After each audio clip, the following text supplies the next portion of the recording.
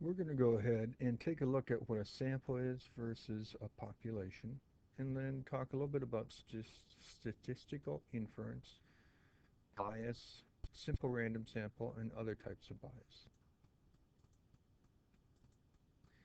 So your population is really all the individuals or objects that you are interested in. However, your sample is only those in which you are collecting data from. Typically, it's a smaller group of people or individuals or objects that you're collecting the data on than your population.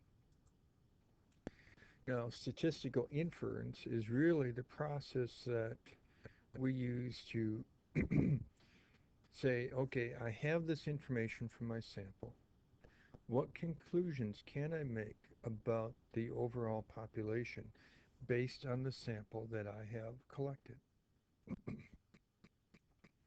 So we have our population, we have our sample, we get our sample from our population, and then we may need to try to make some conclusions about our overall population based on that sample. Now, most of you know that Harry Truman won the election. However, a newspaper reported that Truman lost the election. So, what happened? Well, they did a large telephone poll and discovered that Dewey was sweeping Truman. However, Truman won, so what went wrong?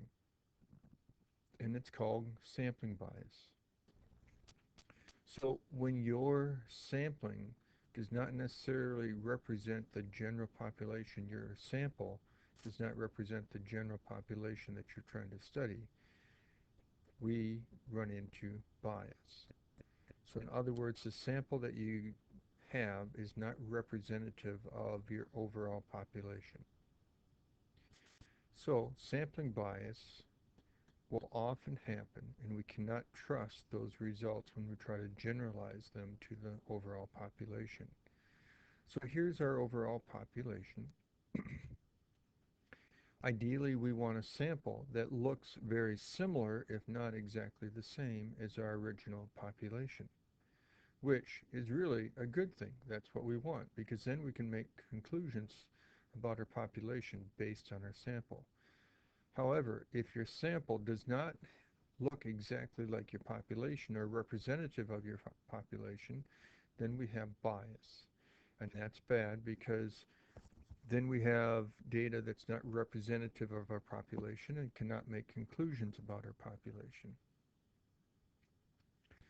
So for the most part, we want a sample that's pretty much the same as our original population, but just smaller and fewer people in it. So people are not necessarily real good at trying to avoid bias. So let's talk about random sampling. How can we avoid sampling bias? And that is a simple random sample. In other words, you could put every name in a hat from your population, mix them all up, and then draw the names out at random. Now, we often use technology with random number generators to select that versus actually putting names in a hat. Now, when you think of the 2008 presidential election, the Gallup poll did a random sample, a fairly large one of 2,847, and they said that 52% of the Americans supported Obama from their sample. Now, after the election, it was discovered from the actual results of our population voted for 53%. Well, that was a very powerful situation that supports the idea of random sampling. Our sample of 52% supporting Obama was very close to the overall population that voted for Obama of 53%. Random samples have averages that are centered around the correct number of the population. Non-random samples will often have averages that are not centered around the correct number that represents your population. Is it possible a non-random sample could be having a number that's the average, that's the same as your population? Yes. Is it likely to be that way? No. We can only trust and make generalizations from random samples. So think of a bowl of soup.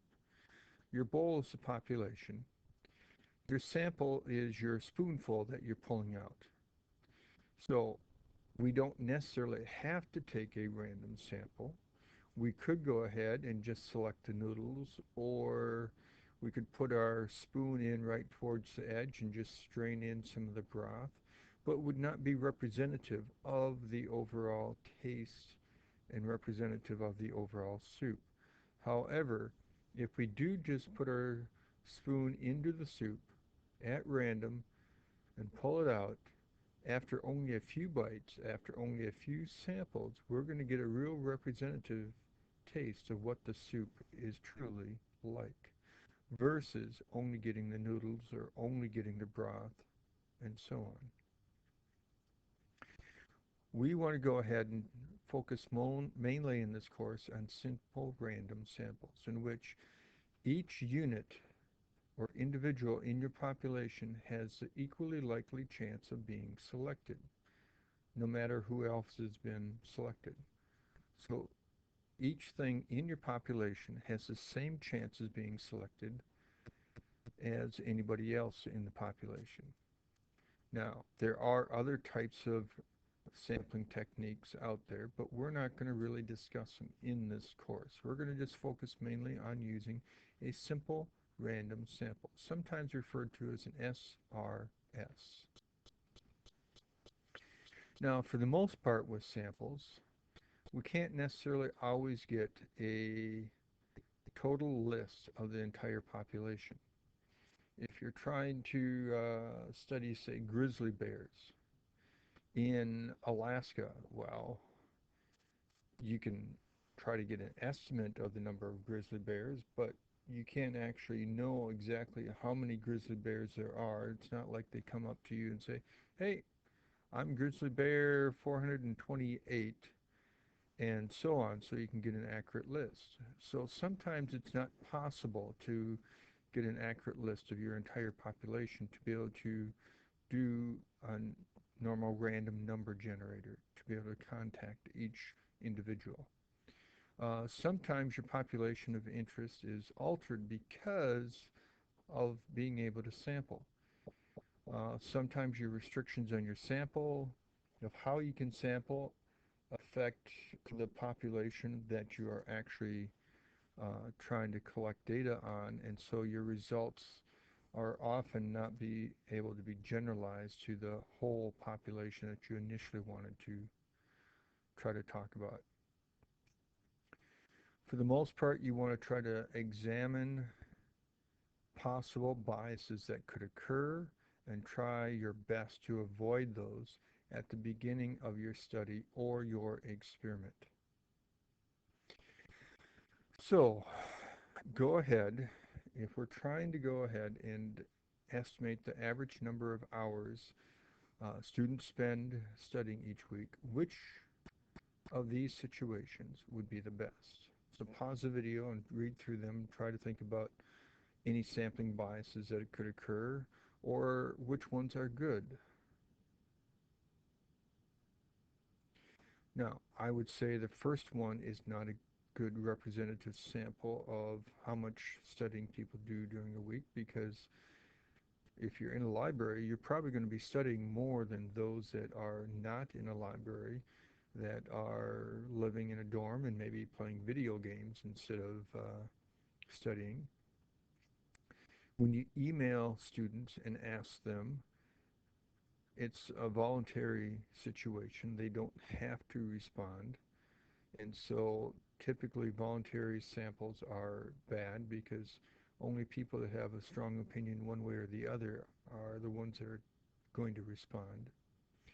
Um, if you are in this class and you respond to the survey, well, you're not representative of everybody here at the college. Um, it could be that if you're in class, you're there because you want to be. Some people are skipping class.